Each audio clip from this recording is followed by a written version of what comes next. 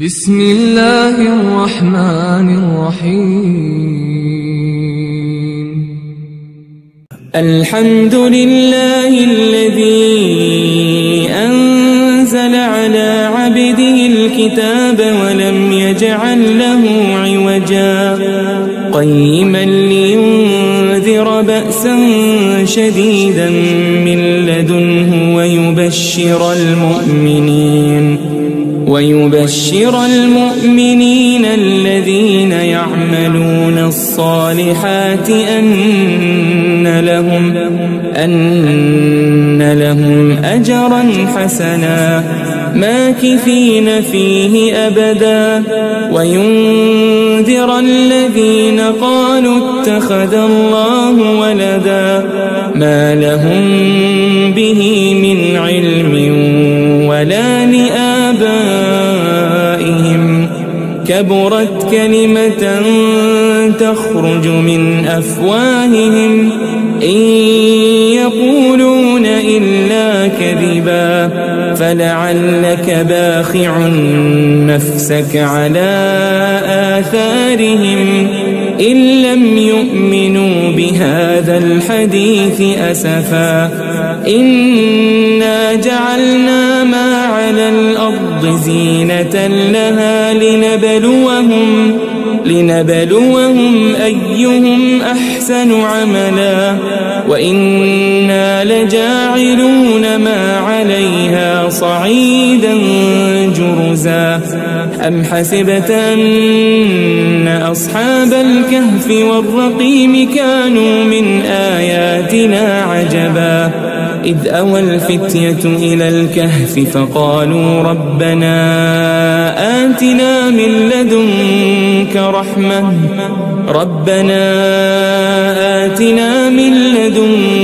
رحمة وهيئ لنا من أمرنا رشدا فضربنا على آذانهم في الكهف سنين عددا ثم بعثناهم لنعلم أي الحزبين أحصى لما لبثوا أمدا نحن نقص عليك نبأهم بالحق إنهم فتية آمنوا بربهم وزدناهم هدى وربطنا على قلوبهم إذ قاموا فقالوا ربنا رب السماوات والأرض لن ندعو من دونه إلها لقد قلنا إذا شططا هؤلاء قوم اتخذوا من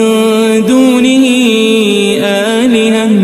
لولا يأتون عليهم بسلطان بين فمن أظلم ممن افترى على الله كذبا وإذ اعتزلتموهم وما يعبدون إلا الله فأووا إلى الكهف ينشر لكم ربكم من رحمته ويهيئ لكم من أمركم مرفقا وترى الشمس إذا طلعت تزاور عن كهفهم ذات اليمين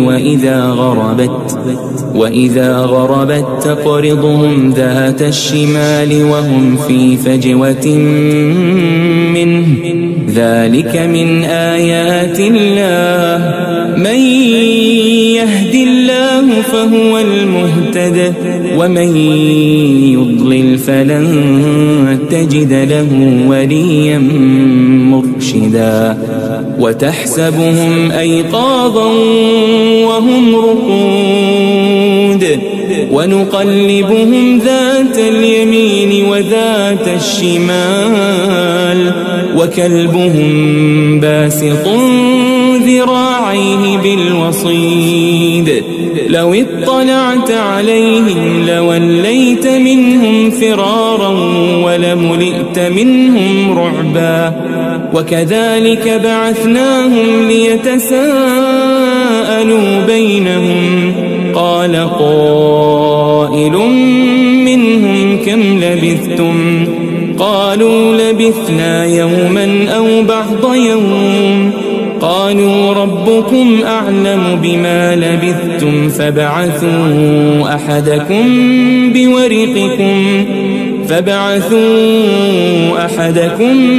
بورقكم هذه إلى المدينة فلينظر أيها أزكى طعاما فليأتكم برزق منه وليتلطف ولا يشعرن بكم أحدا إنهم إن يظهروا عليكم يرجموكم أو يعيدوكم في ملتهم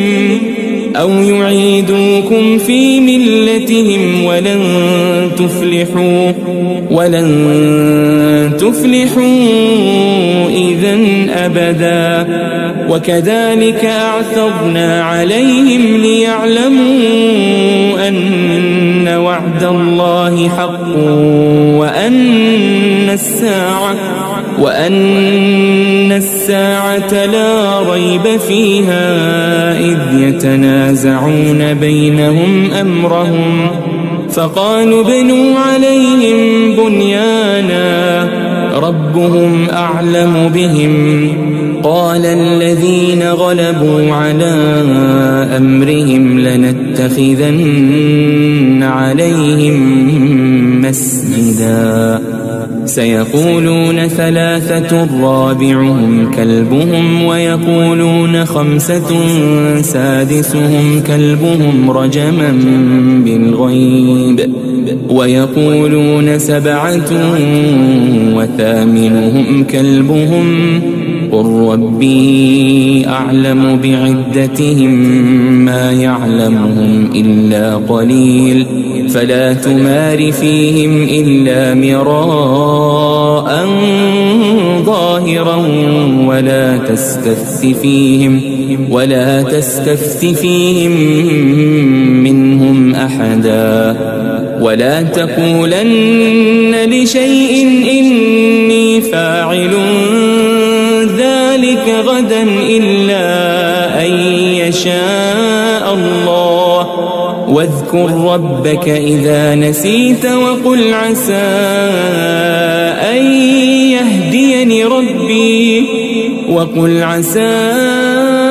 أن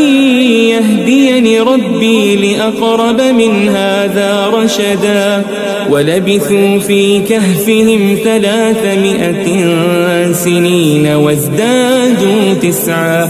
قل الله أعلم بما لبثوا له غيب السماوات والأرض أبصر به وأسمع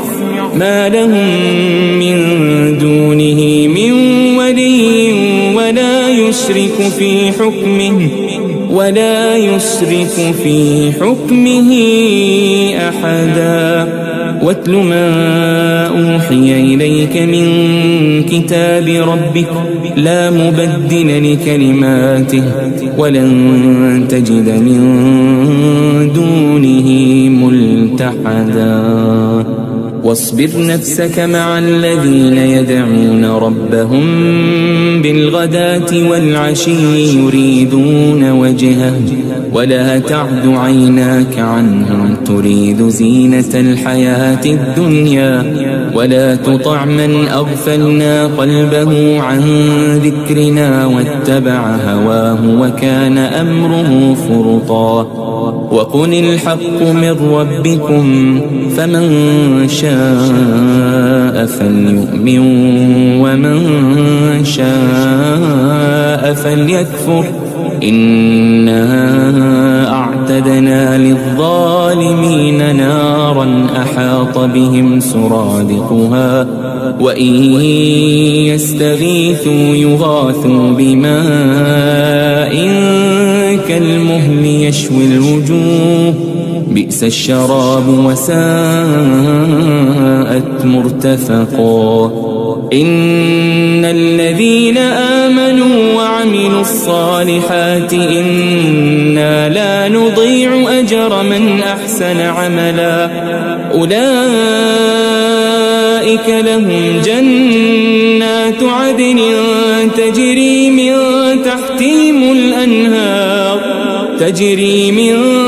تحتهم الأنهار يحلون فيها من أساور من ذهب ويلبسون ثيابا خضرا من سندس واستبرق متكئين فيها على الأرائك نعم الثواب وحسنت مرتفقا. واضرب لهم مثل الرجلين جعلنا لأحدهما جنتين من أعناب وحففناهما بنخل وجعلنا بينهما زرعا كلتا الجنتين آتت أكلها ولم تظلم منه شيئا وفجرنا خلالهما نهرا وكان له ثمر فقال لصاحبه وهو يحاوره أنا أكثر منك مالا وأعز نفرا ودخل جنته وهو ظالم لنفسه قال ما أظن أن تبيد هذه أبدا وما أظن الساعة قائمة ولئن رددت إلى ربي لأجدن خيرا منها منقلبا. قال له صاحبه وهو يحاوره أكفرت بالذي خلقك من تراب ثم من نطفة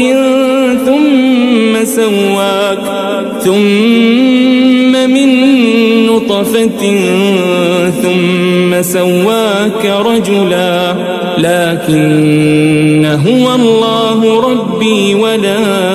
أشرك بربي أحدا. ولولا إذ دخلت جنتك قلت ما شاء الله لا قوة إلا بالله إن ترني أنا أقل منك مالا وولدا فعسى ربي أن يؤتيني خيرا من جنتك ويرسل عليها حسبانا من السماء فتصبح صعيدا زلقا أو يصبح ماؤها غورا فلن تستطيع له طلبا. وأحيط بثمره فأصبح يقلب كفيه على ما أنفق فيها وهي خاوية على عروشها ويقول يا ليتني لم أشرك بربي أحدا. ولم تكن له فئة ينصرونه من دون الله وما كان منتصرا. هنالك الولاية لله الحق هو خير ثوابا وخير عقبا. واضرب لهم مثل الحياة الدنيا كماء أنزلناه من السماء فاختلط به نبات الأرض فأصبح هشيما تذروه الرياح وكان الله على كل شيء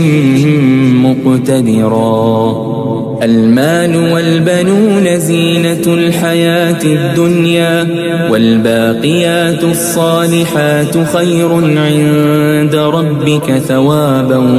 وخير أملا ويوم نسير الجبال وترى الأرض بارزة وحشرناهم فلم نغادر منهم أحدا وعرضوا على ربك صفا لقد جئتمونا كما خلقناكم أول مرة بل زعمتم أن لن نجعل لكم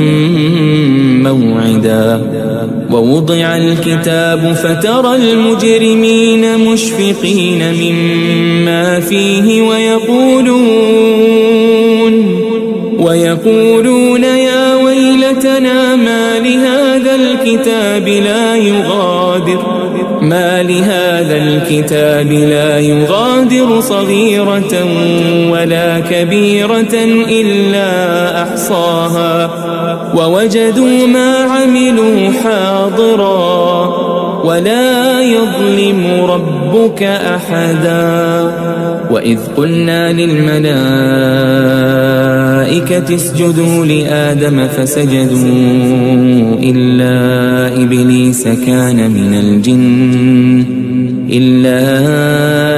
إبليس كان من الجن ففسق عن أمر ربه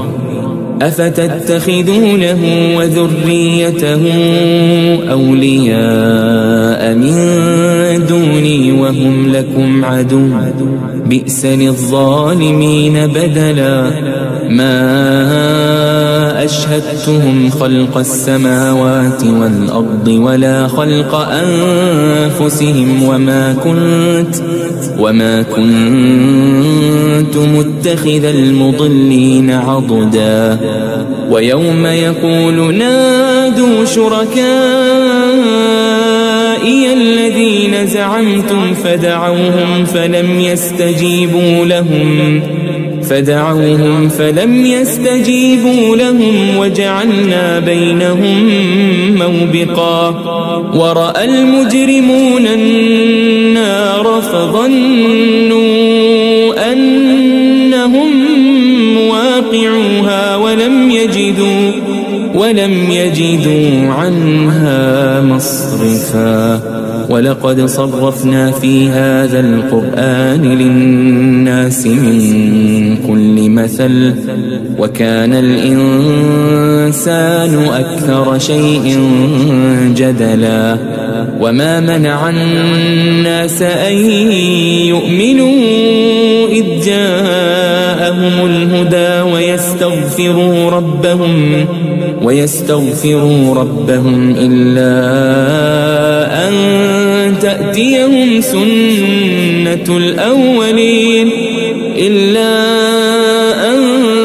تأتيهم سنة الأولين أو يأتيهم العذاب قبلا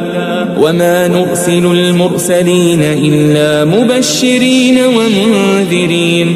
ويجادل الذين كفروا بالباطل ليدحضوا به الحق واتخذوا آياتي وما أنذروا هزوا ومن أظلم ممن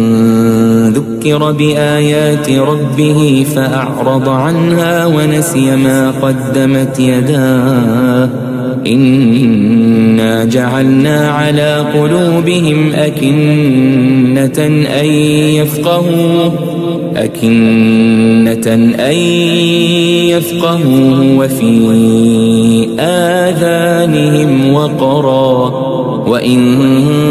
تدعهم إلى الهدى فلن يهتدوا إذا أبدا وربك الغفور ذو الرحمة لو يؤاخذهم بما كسبوا لعجل لهم العذاب بل لهم موعد لن يجدوا من دونه موئلا وتلك القرى أهلكناها أهلكناهم لما ظلموا وجعلنا لمهلكهم موعدا وإذ قال موسى لفتاه لا أبرح حتى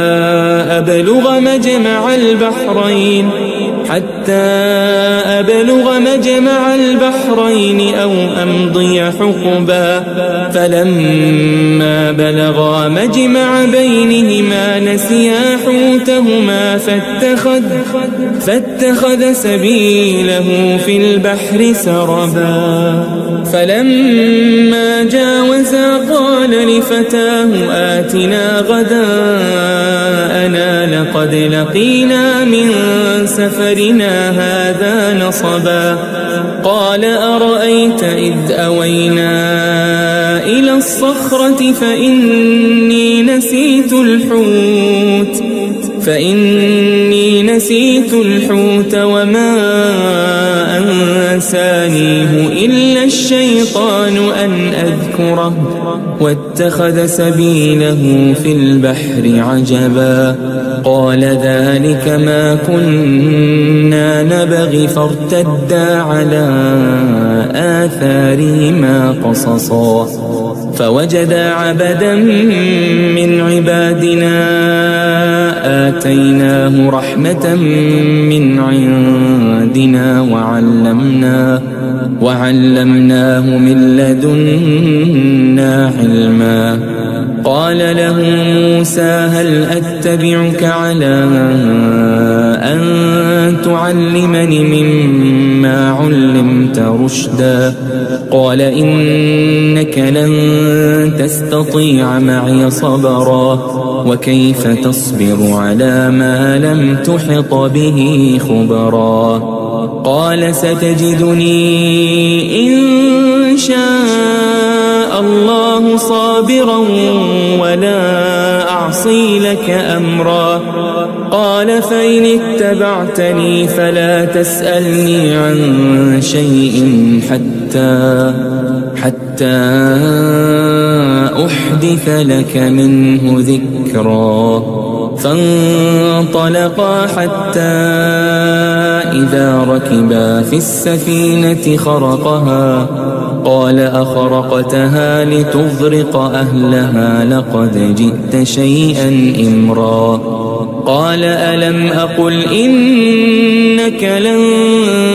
تستطيع معي صبرا قال لا تؤاخذني بما نسيت ولا ترهقني من أمري عسرا فانطلقا حتى إذا لقيا غلاما فقتله قال أقتلت نفسا زكية بغير نفس لقد جئت شيئا نكرا قال ألم أقل لك إنك لن تستطيع معي صبرا قال إن سألتك عن شيء بعدها فلا تصاحبني قد بلغت من لدني عذرا فانطلقا حتى إذا أتيا أهل قرية استطعما أهلها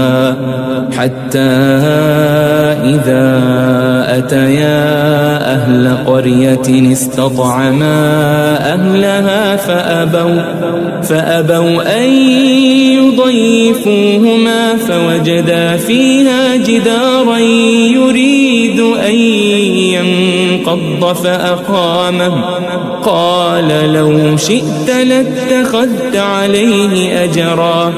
قال هذا فراق بيني وبينك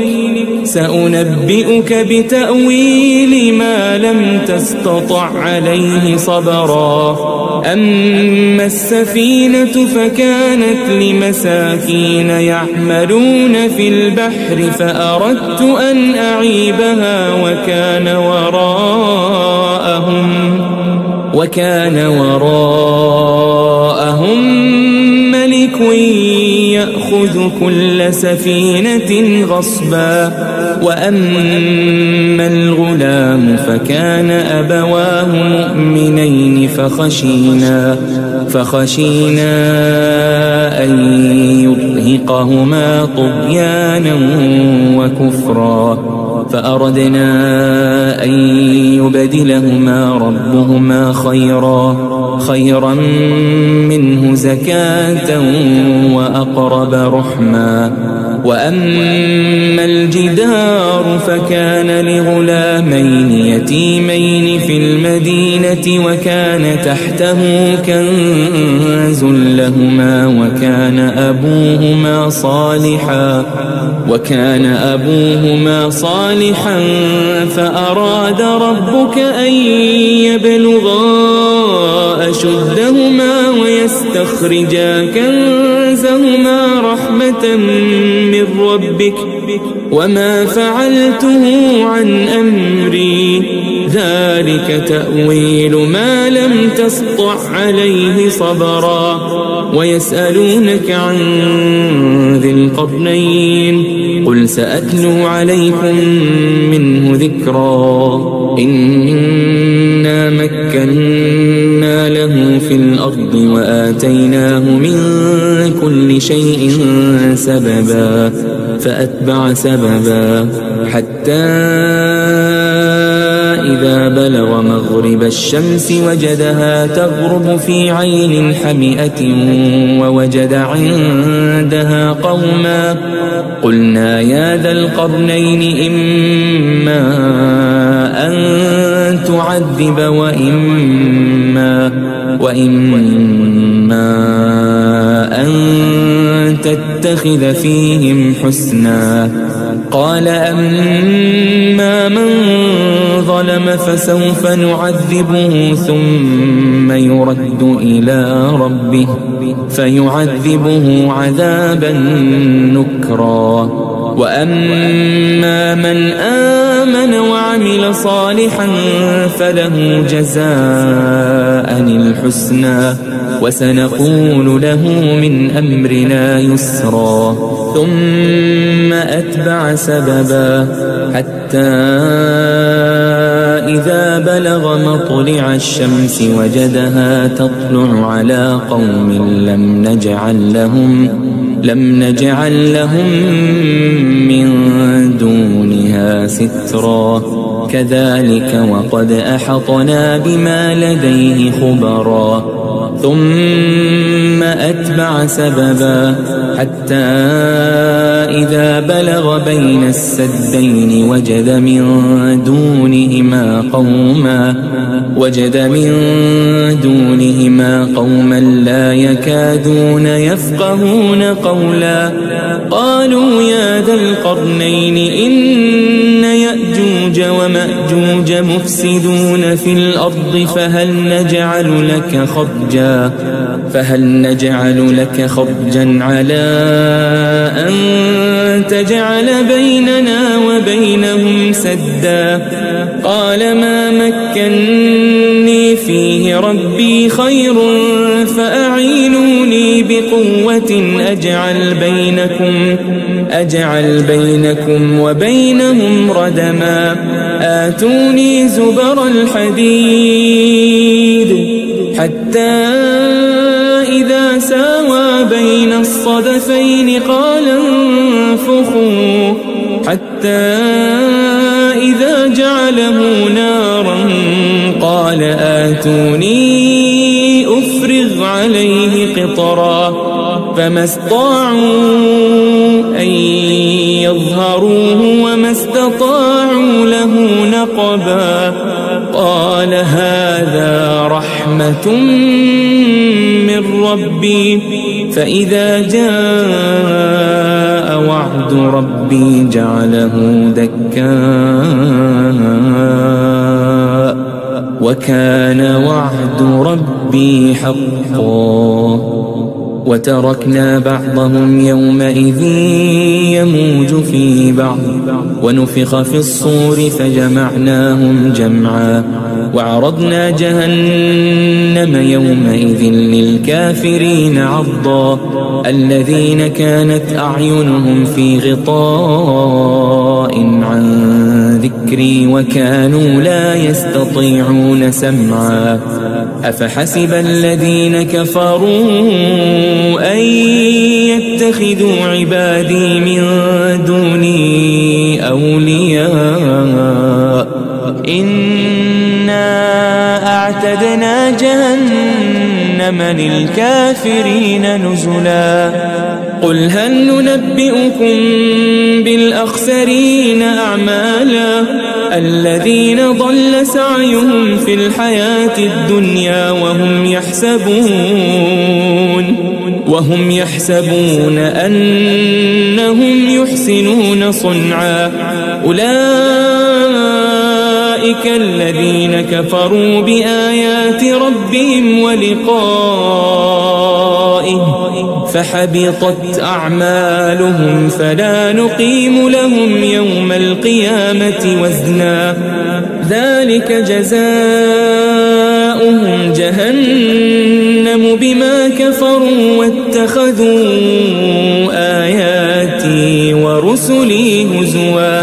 إن الذين آمنوا وعملوا الصالحات كانت لهم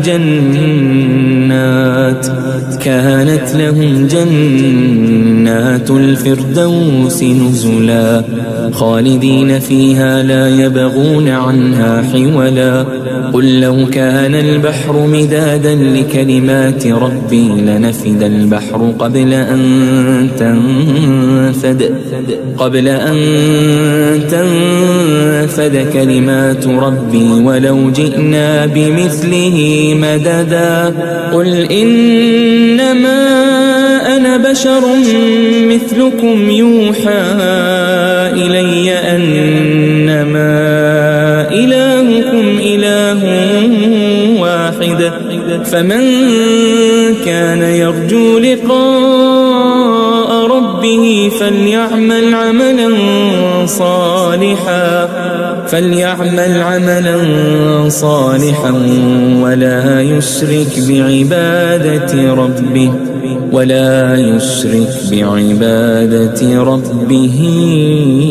أحدا.